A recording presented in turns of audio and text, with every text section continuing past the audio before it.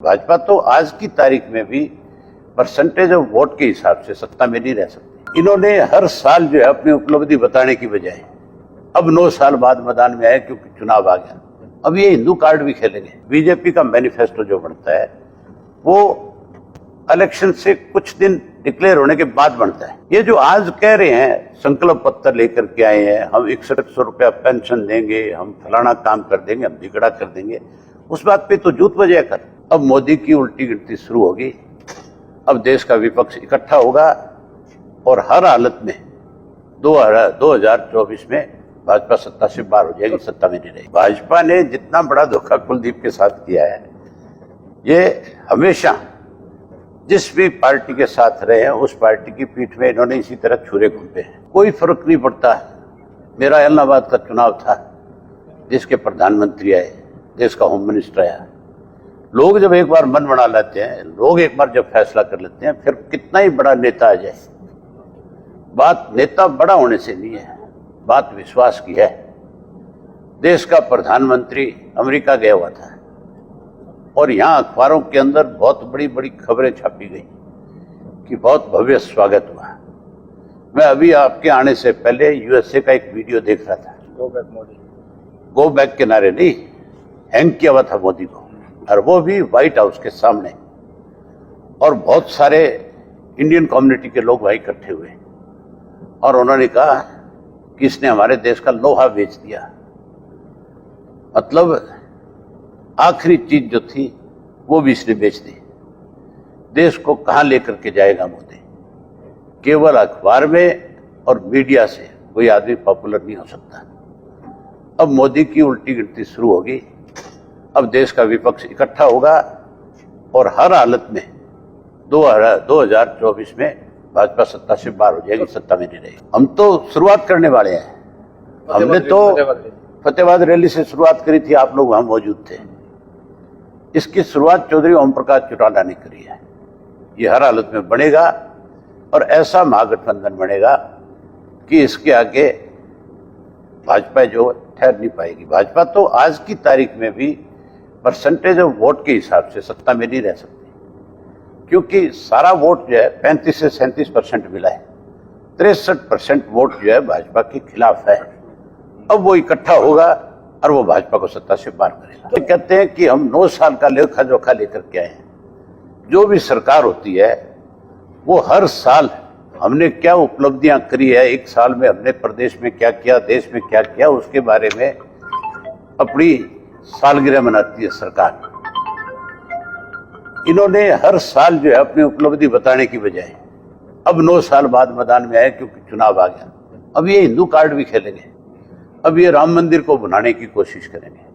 लेकिन अब लोग समझ चुके हैं, नई जनरेशन खास करके इस बात को बहुत अच्छे से मान गई कि केवल नारे और केवल झूठे वायदे और केवल झूठी शोहरत, केवल झूठी मीडिया के माध्यम से प्रशंसा से देश आगे नहीं बढ़ सकता, कोई पॉलिटिकल पार्टी आगे नहीं बढ़ सकती।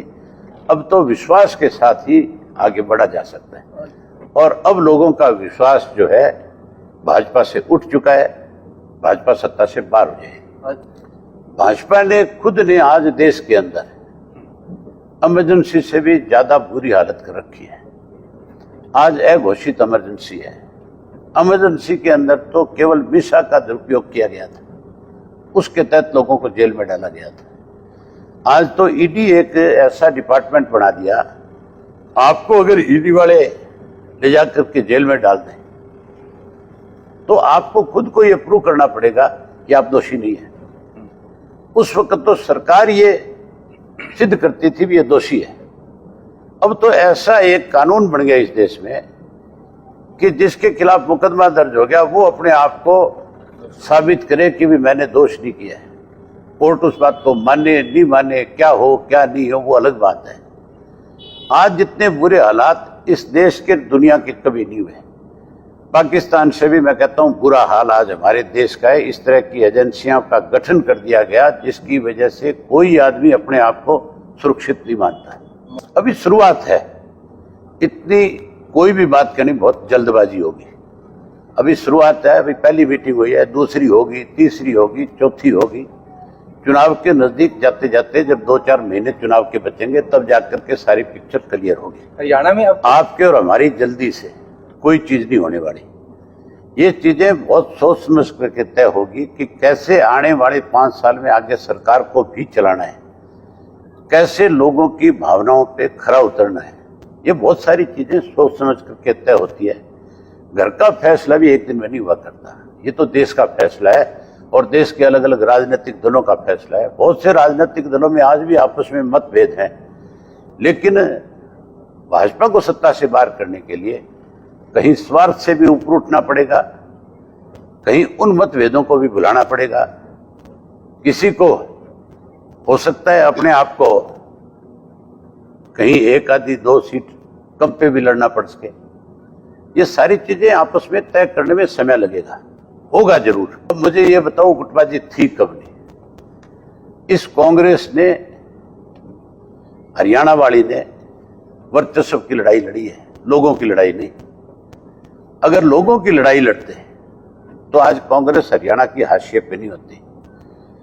आज भूपेंद्र सिंह हुड्डा अकेला कहता था मैं चीफ मिनिस्टर का दावेदार हूं। जो इनका नया प्रभारी है बावरिया, उसकी आज की स्टेटमेंट है, आप पढ़ देख लो। उसने कहा कि 1 नहीं 3 है, चौथी का नाम नहीं लिया वो रुष्ट हो जाएगी। किरण भी तो अपने आप में चीफ मिनिस्टर की दावेदार है। कुलदीप भी दावेदार था, कुलदीप को दिखा कि तेरा दाव नहीं लगेगा, छोड़ के भाग गया। अब कांग्रेस छोड़ के भागने के बाद तो कुलदीप हाशिए पे आ गया। भाजपा ने जितना बड़ा धोखा कुलदीप के साथ किया है, ये हमेशा जिस भी पार्टी के साथ रहे हैं उस पार्टी की पीठ में इन्होंने इसी तरह छुरे घूमे हैं। इसलिए भाजपा से लोगों का विश्वास खत्म होता जा रहा है। एनडीए टूटता जा रहा है कि नहीं टूटता जा रहा है? खत्म होता जा रहा है। यही कारण है कि बड़ी पार्टी है और वो छोटी पार्टियों को खत्म करना चाहती है। कहावत है बड़ी मछली छोटी मछली को खाती है। ये अपने आप का व्हेल मछली मानते हैं, ये खाने की कोशिश में है। लेकिन कभी भी अक्षत्रिय दल खत्म नहीं हुए, अक्षत्रिय दल ज्यादा उभर करके आते हैं। लोगों का विश्वास अक्षत्रिय दलों पे ज्यादा होता है। आज हमने हरियाणा प्रदेश में जो भी कोई वायदे हमारी टाइम में किए, हमने उनको पूरा किया, तभी आज तक लोगों का ज्यों का त्यों विश्वास हमारे ऊपर है। और अब फिर हम जो बात लोगों के बीच में कह रहे हैं, लोग उस बात के ऊपर भरोसा करते हैं और उम्मीद करते हैं कि अगर हम सत्ता में आएंगे तो हम उनके बीच में जो बातें कह रहे हैं हम उनको पूरा कर देंगे। लेकिन कांग्रेस और भाजपा, अगर उनका कोई नेता आज प्रदेश का ये कहे कि हम ये करेंगे, तो लोगों को विश्वास नहीं होगा।